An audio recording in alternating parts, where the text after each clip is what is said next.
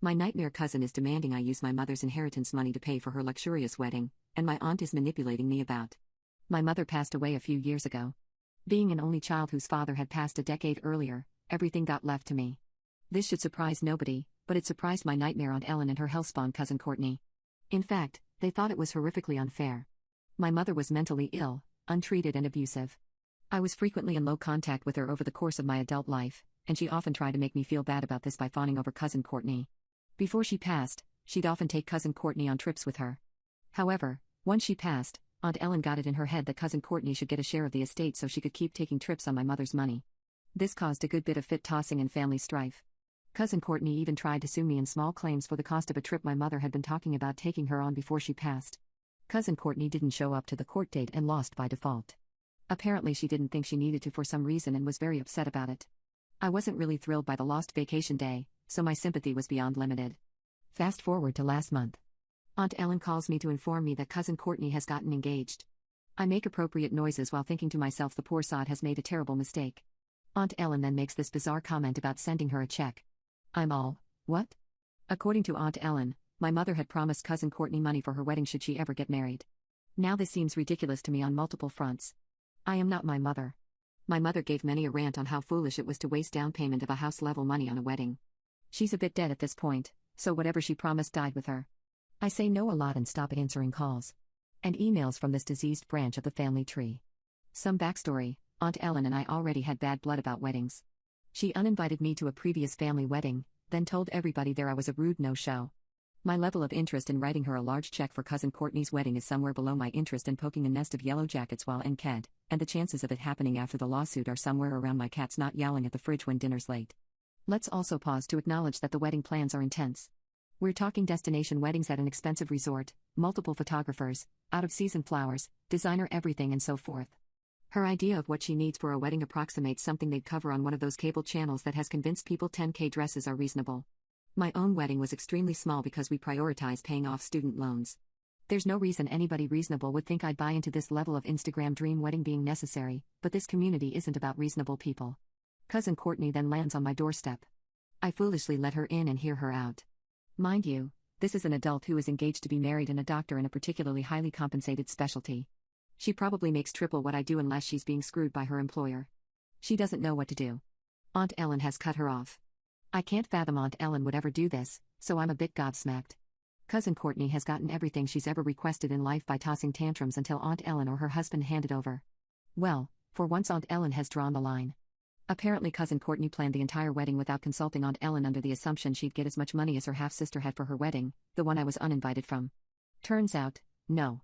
That money had come from the other side of the family, and cousin Courtney has to pay up or she'll lose her deposits. Aunt Ellen has refused to help, claiming she can't remortgage the house again. She's done it too many times already to buy things for cousin Courtney, and the money just isn't there. My position is that this is not my problem, but cousin Courtney has never budgeted in her life. Has no idea how. Aunt Ellen is still kicking in money to her rent monthly so she can live in a safe building with a doorman. So I make a terrible mistake. See, I advise college students professionally. One of the modules I have is on financial planning. So I whip that baby out and sit down with cousin Courtney to talk about how to set up a budget and save for her dream wedding. There's no way she and hubby-to-be can't do this with their combined incomes if they buckle down and plan for it. This is where things get really nuts. Cousin Courtney's expenses are crazy. She lives on takeout and multiple caramel soy calorie bomb coffee drinks a day. She needs those because her work as a doctor is so stressful. She has a country club membership that costs $1,000 a month. The real kicker is her cell phone plan. It's an absurd unlimited plan that's priced higher than current rates with her carrier. All she's got to do to save herself some money each month is call them up and switch to the new plan. She won't do it. Why? Mommy always deals with her cell plan. She hates calling customer service people. She hates being on hold. It's just not that much money and she can't ask mommy to do it because she's not talking to mommy since she got cut off. This is around where I realized all she's done this entire time is whine about how expensive everything is and refuse to do anything constructive. Her reason for agreeing to go through this budgeting exercise was to show me how poor she is and how much she needs me to cough up the money for her wedding. My motive was to get her to finally do a bit of adulting. She was decidedly uninterested in that. You can't help somebody who won't help themselves. It's just not possible. Once she realized I wasn't going to be writing a check, she dried up the crocodile tears and flounced. There was some very unfortunate name-calling as well. The final coda to this absurd drama is that she made up with mommy. No, Mommy didn't switch her to a cheaper cell phone plan and get her sorted out with a budget. Aunt Ellen called using an unfamiliar number to tell me how mean I was to her precious spoiled brat, and that my mother would have wanted her to have a perfect wedding. I hung up and blocked her mid-rant. The wedding is off. The happy couple fought so much about the wedding plans they broke up. I talked to ex-fiancé last night. The story goes that they'd been fighting about the wedding costs for some time, and a big payment was due on the venue. They had to pay up or lose their initial deposit and booking. She wanted to pay without any idea where they were getting the rest. He wanted to cut their losses and lose the deposit. It all came to a big ugly head and he ended things entirely because she wouldn't back down. Hopefully, they stay broken up. I'm told they've broken up a few times before, so no guarantee this one sticks. Edit. I regret to inform you Courtney is back in my life and as absurd as ever. So it was a workday and I was waiting for a Zoom meeting with my intern. An unfamiliar account pops up in my personal waiting room, so I assume it's my intern trying from some other account she has. Big mistake. Up pops the window and there is cousin Courtney with a big smile on her face acting like we're somehow speaking. Now you're probably going to tell me I should have instantly booted her, and you'd be right. I should have. Boredom and curiosity got the better of me, and I knew getting rid of her was only a click or two away. She flat out pretended we were on great terms and started making socially awkward small talk. I humored this for a bit before asking her why she'd contacted me.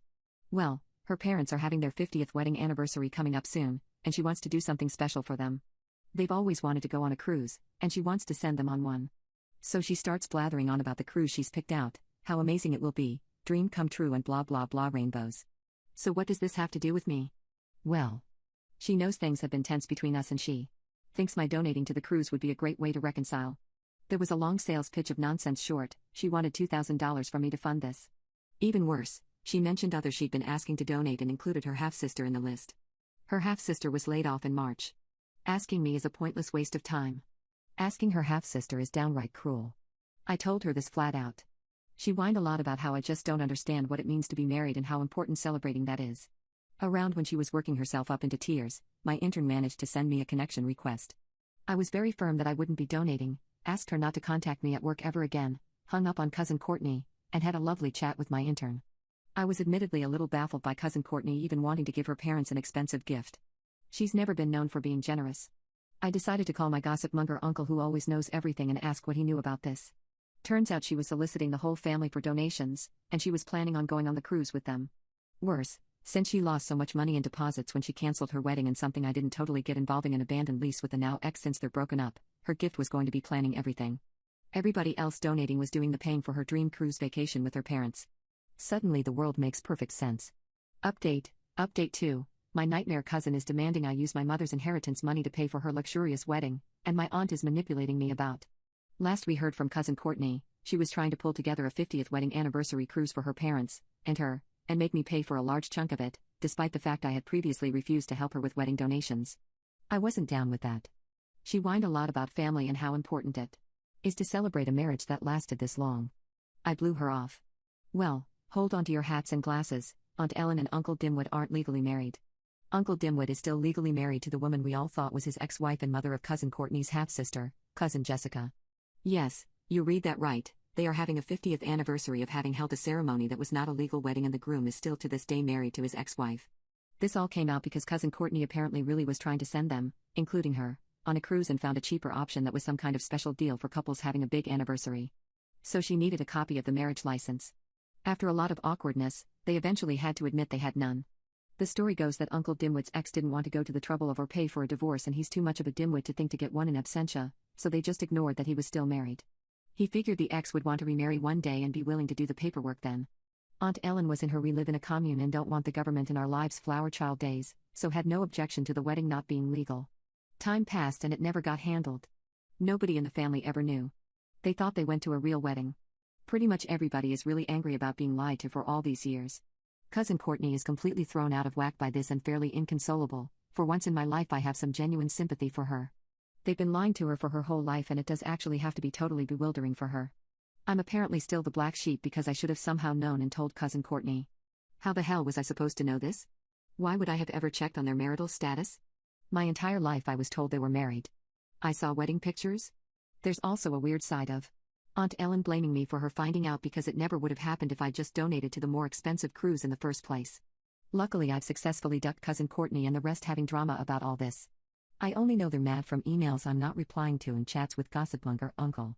This is the plan going forward. Do not engage with crazy. Never realized how much people care about me until my partner went food shopping today. A little bit of background: I grew up in a very difficult household. As a result, in my teenage and now adult years, I have had a hard time believing that I deserve to be paid attention to. I am a huge people pleaser and I was led to believe I only deserved attention when I was doing something good. I was brought up feeling less important than I am. Thus, I often felt it was okay for my partners to not really pay attention to my needs or not go out of their way for me, because no matter how much I wished they did, deep down I knew I didn't deserve it. Now, back to present day. Whenever my partner and I go food shopping, we usually go together or I go alone if he is busy. Because of this, I know everything we get on a weekly basis: his food, my food, and the stuff we share. He and I eat similar things, but there are some things I get every week that he doesn't eat. Example: tofu lol. We usually grab our own stuff and throw it in the cart, and I honestly assumed he never paid attention to what I got. It didn't make sense why he would if I'm there with him. We eat meals together and I know he sees the food I eat that he doesn't, but I never expected him to pay attention to exactly what I eat. Today he went food shopping by himself on his way home. I usually get the same 5 foods every time I go. Today I told him just to get me a loaf of bread, thinking I didn't want to spend too much on groceries and I could just go again later. He came home and started unloading the groceries. I soon realized not only did he get me the bread, but he also got me everything else I usually get, without my asking for it, and roses. I was genuinely shocked, not because I don't think he is thoughtful, but because I have never had a partner that remembers those smallest things about me, remembers the brands and types of food I get. This man got me extra firm tofu. I am pretty sure had never eaten tofu until a month ago. In that moment I first of all knew I wanted to be with him forever, but second of all just felt such a feeling of importance that I have never felt before. I can't even begin to explain to him how him grocerying for me turned my whole view of my life around. My religious parents are forcing me to keep my baby even though it was the result of gang rape, so I'm contacting my aunt for help. My parents are religious nuts, and have forced this lifestyle onto me, their only child. I attend a private Catholic school, am forced to attend Mass every single Sunday, am forced to do Bible study and study scriptures, and it has pushed me very far away from religion. I am 14 years old, yet am given the responsibilities of an adult while given the freedoms of a 3-year-old. I clean the house and do the dishes daily, all dishes. I do majority of the cooking, and the majority of the laundry too. Yet I am now allowed to do anything myself. I desperately want to join a gymnastics club, but my mother says seeing me in a gymnastic outfit would present his daughter as a SLT to the entire world, and my father also says no as he fears the outfit would tempt him. I have tried asking him to elaborate on what he means by this, but he refuses to do so.